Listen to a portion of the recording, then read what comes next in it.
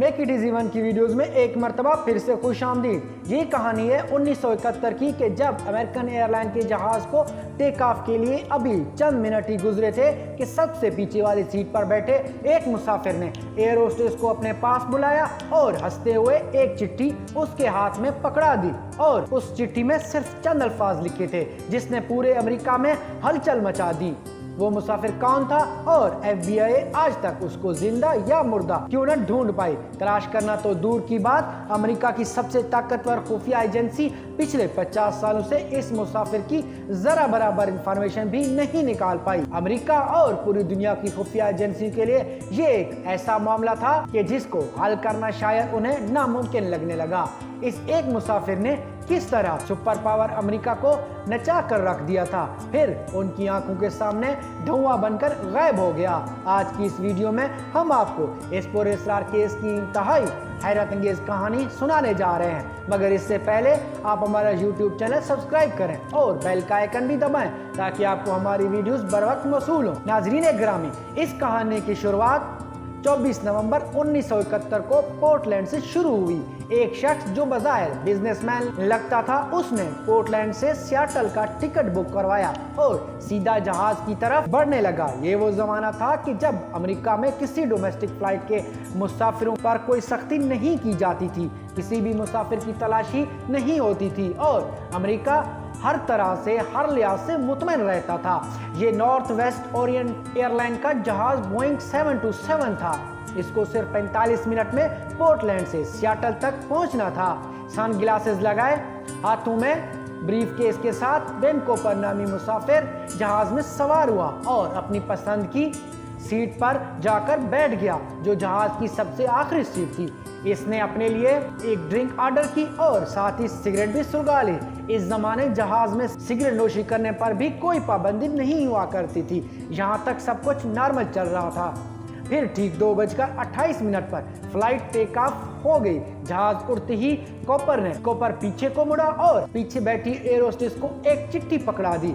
Air hostess जिसका नाम Florence chauffeur था, उसने जब वो चिट्ठी पढ़ी पांव तले से जमीन ही खिसक गई। इस चिट्ठी में लिखा था, I have a bomb here and I like you to sit by. मेरे पास बॉम्ब है और मैं चाहता हूँ कि आप मेरे पास आकर बैठें। फ्लोरेंस जब उसके करीब आकर बैठी तो उस मुसाफिर ने अपना ब्रीफ केस खोलकर दिखा दिया और उसमें सच एक बॉम्ब बड़ा हुआ था, यानी वो जहाज हाईजैक हो चुका था। और डैम कूपर की टोटल 3 डिमांड्स थी। उसको 5 बजे से पहले $2 लाख कैश, 2 पैराशूट और सियाटल एयरपोर्ट पर एक रिफ्यूलिंग ट्रक रेडी चाहिए था। अपनी डिमांड बताकर इस मुसाफिर ने एयर होस्टेस को ये भी बोला कि अगर किसी ने भी कोई चालाकी करने की कोशिश की, बाढ़कर सबको उड़ा देगा। डैन कूपर के अलावा इस जहाज में 35 दीगर मुसाफिर सफर कर रहे थे, जिनको जहाज के पिछले हिस्से में होने वाली इस कार्रवाई का बिल्कुल भी इल्म नहीं था। एयर होस्टेस इस मुसाफिर की डिमांड लेकर जहाज की कॉकपिट में गई और वहां मौजूद पायलट्स को सारी कहानी सुना दी। एक दूसरी एयर होस्टेस जिसका नाम टीना था, वो एक इंटरकॉम लेकर उस मुसाफिर के पास बैठ गई। इस इंटरकॉम के जरिए मुसाफिर और जहाज के पायलट में मुज़ाकरात शुरू हुए और बातचीत शुरू हुई। याद रहे, ये अमेरिका की हिस्ट्री में होने वाला पहला प्लेन हाईजैक था जो रेक्सम के लिए किया गया था। यही वजह है कि अमेरिका की लोकल अथॉरिटीज ने फैसला किया इस हाईजैकर की सारी डिमांड पूरी की जाए, मुसाफिरों की जिंदगियां बचा ली जाएं। जाहिर है अथॉरिटीज को यह भी मालूम था कि इससे बचकर ज्यादा दूर तक या ज्यादा लंबे अरसे तक भाग नहीं सकेगा। वो फ्लाइट ज्यादा से ज्यादा आधे घंटे में अपना सफर मुकम्मल करना था। 1 घंटे से एयरपोर्ट के इर्द गिर्द चक्कर लगा रही थी। इस वाक़े से बेखबर बाकी 35 मुसाफिरों को यह बताया गया कि टेक्निकल मसाइल की वजह से जहाज लैंडिंग नहीं कर रहा। कुछ ही देर में मसला हल हो जाएगा, जहाज लैंड कर जाएगा। इस दौरान अमेरिका की हुकूमत ने सियाटल नेशनल बैंक से $20 के 1000 नोट इकट्ठे किए, इनके सीरियल नंबर भी नोट किए। इसके बाद करीबी एक स्काई डाई मार्केट से 2 पैराशूट खरीदे गए। 5:45 पर जहाज को लैंड करवाया गया और वादे के ऐन मुताबिक अमेरिकी हुकूमत ने इस मुसाफिर को پیسہ اور پیراشوٹ پہنچا دیا، ساتھ ہی جہاز کا تیل بھی دوبارہ بھر دیا۔ سارے معاملے کے بعد اس مسافر نے باقی مسافروں کو جہاز سے نیچے اترنے کی اجازت دے دی، مگر 2 پائلٹس اور 2 ایئر ہوسٹس اب بھی جہاز میں موجود تھے۔ اس وقت رات ہو چکی تھی، جہاز ایک بار پھر سے ٹیک آف کر گیا۔ اس مسافر نے اپنے پاس بیٹھی ایئر ہوسٹس کو کہا کہ پائلٹ کو جا کر کچھ احکامات بتا دے۔ وہ چاہتا تھا کہ جہاز کی سپیڈ صرف 320 کلومیٹر فی گھنٹہ رہے، اس کی لینڈنگ گیئر کھلے رہے اور اسے آہستہ آہستہ اڑا کر میکسیکو سٹی لے کر جایا جائے۔ پائلٹ نے اس کی باقی تمام شرائط منظور کر لی، لیکن وہ اس جہاز کو میکسیکو سٹی نہیں لے کر جا سکتا تھا، جس کی وجہ جہاز میں موجود پیٹرول کی کمی تھی۔ لہذا پائلٹ نے اس مسافر کو 2 آپشن دیے، ایک رینو اور دوسرا فونیکس کا ہوائی اڈہ۔ اس مسافر نے رینو پر جہاز اتارنے کی اجازت دے دی۔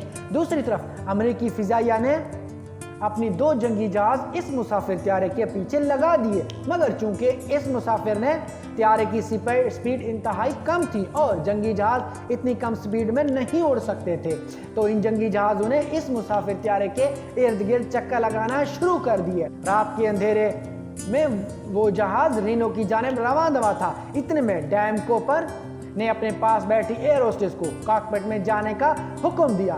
جب وہ ایئر ہوسٹس کاکپٹ کا دروازہ بند کرنے کے لیے پلٹی تو اس نے صرف اتنا دیکھا کہ وہ مسافر اپنی کمر پر کچھ باندھ رہا تھا۔ اس کے بعد جہاز کی پچھلی سیڑھیاں کھلی، پھر نے جہاز سے نیچے چھلانگ لگا دی۔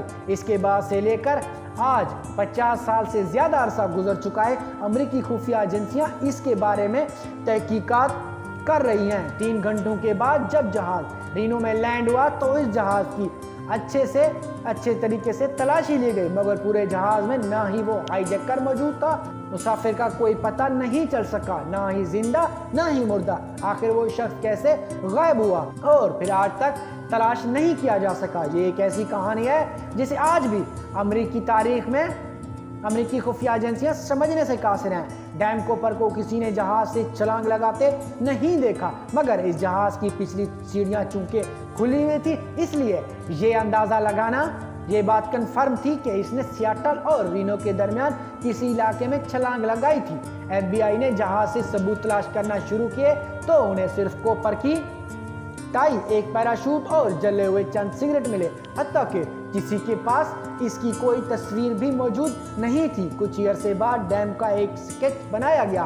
اب امریکی اداروں نے اس کی تلاش کا کام شروع کر دیا۔ امریکہ کی خفیہ ایجنسیوں نے پتہ کرایا کہ اس مسافر نے کون سے مقام پر جہاز سے چھلانگ لگائی تھی۔ یہ بات جاننا زیادہ مشکل نہیں تھا کیونکہ جہاز آٹو پائلٹ پر تھا، یعنی جس ہوائی راستے پر وہ چل رہا تھا وہ آلریڈی ریکارڈڈ تھا۔ اس کی سپیڈ اور فلائٹ ریکارڈنگ پہلے ہی سے طے تھی، جس کی مدد سے یہ معلوم ہوا کہ جہاز کی پچھلی سیڑھی 8:10 پر کھولی گئی۔ ان تمام معلومات کی بیس پر اس مسافر کی تلاش کا کام شروع کیا گیا۔ اس کام کے لیے ایک سرچ ایریا مختص کیا گیا جو 45 اسکوائر کلومیٹر گھنے جنگلوں اور پہاڑوں سے گھرا ہوا تھا۔ اس پورے ایریا کا چپا چپا چھانا گیا، مگر کسی بھی جگہ سے نہ وہ مسافر ملا، نہ پیسے اور نہ کوئی اور ثبوت۔ پھر امریکہ کی خفیہ ایجنسیوں نے یہ مان لیا کہ وہ مسافر شدید سردی کی وجہ سے مر گیا ہوگا، مگر ایک ایسا کام ہوا جس نے پورے امریکہ کو اس کیس کے حوالے سے مزید پریشان کر کے رکھ دیا۔ اس وقت ڈیم کوپر کا سکیچ اور $2 لاکھ کے سیریل نمبر عام لوگوں تک گھر گھر پہنچا دیے گئے تھے۔ ڈیم کے بارے میں معلومات دینے والے کے لیے انعام کا بھی اعلان کیا گیا۔ امریکی ادارے سوچ رہے تھے اگر کوپر زندہ ہوا تو وہ یہ پیسے کبھی نہ کبھی ضرور استعمال کرے گا، لیکن حیرت انگیز طور پر اس سیریل کا ایک نوٹ بھی کبھی بھی کہیں بھی ظاہر نہیں ہوا۔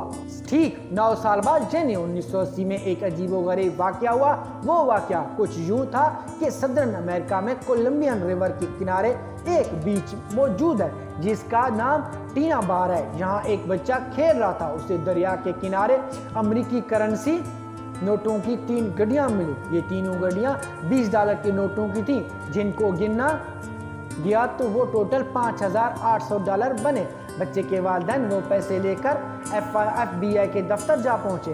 جب وہاں پر ان نوٹوں کی تحقیق ہوئی تو پتہ چلا تو یہ وہی نوٹ تھے جو 10 سال پہلے ہائی جیکر کو جہاز چھوڑنے کے لیے دیے گئے تھے۔ اس کیس میں اتنے سالوں کے بعد یہ پہلا ثبوت سامنے آیا تھا، مگر اس چیز میں اس کیس کو سلجھانے کی بجائے مزید الجھا دیا، کیونکہ نوٹوں کی یہ گڈیاں اس مقام سے 27 کلومیٹر دور برآمد ہوئی جہاں پر اس مسافر نے جہاز سے چھلانگ لگائی تھی۔ پہلے یہ سمجھا گیا کہ ڈراپ زون میں واقع دریا میں یہ پیسے گرے ہوں گے اور وہیں سے بہتے ہوئے اس مقام تک پہنچ گئے، لیکن بعد میں نوٹس کیا گیا یہ دریا تو الٹا بہتا ہے، یعنی یہ پیسے کسی صورت بہہ کر یہاں تک نہیں پہنچے ہوں گے۔ اس نئی انفارمیشن سے پتہ چلا ڈیم کوپر کے کسی ساتھی نے یہاں پیسے آ کر دفن کر دیے تھے۔ کچھ ماہرین کہتے ہیں کوپر ایک ٹرینڈ ملٹری کمانڈو تھا، کیونکہ اسے جو پیراشوٹ دیا گیا تھا جس سے وہ جہاز سے کودا تھا وہ بہت مشکل سے آپریٹ ہوتا تھا اور جس کی ٹریننگ صرف فوجیوں کو ہی دی جاتی تھی۔ $5,800 کیش ملنے کے علاوہ باقی 9,710 نوٹ دوبارہ کبھی منظر عام پر نہیں آئے۔ ڈیم کوپر کے بارے میں FBI کے پاس صرف 2 ہی ثبوت باقی ہیں، ایک وہ اسکیچ جو انہوں نے خود اس مسافر کو تلاش کرنے کے لیے بنوایا اور دوسرا اس مسافر کی ٹکٹ کہ جس پر اس مسافر نے خود اپنا نام لکھا تھا۔ اس کے علاوہ اس کی ٹائی بھی موجود تھی جس سے یہ پتا چلا تھا کہ وہ مسافر لیفٹ ہینڈڈ ہے۔ آج بھی FBI کی ویب سائٹ پر اس کیس کے حوالے سے تمام تر تفصیلات موجود ہیں۔ اس کیس کی فائل آج بھی کھلی ہوئی ہے، مگر ان سب چیزوں کے باوجود مسافر آج تک کسی کو دوبارہ نظر نہیں آیا۔ ناظرین گرامی، اگر آپ کو ہماری یہ ویڈیو پسند آئی ہو، حوصلہ افزائی کیجیے کے لیے اس ویڈیو کو شیئر ضرور کیجیے۔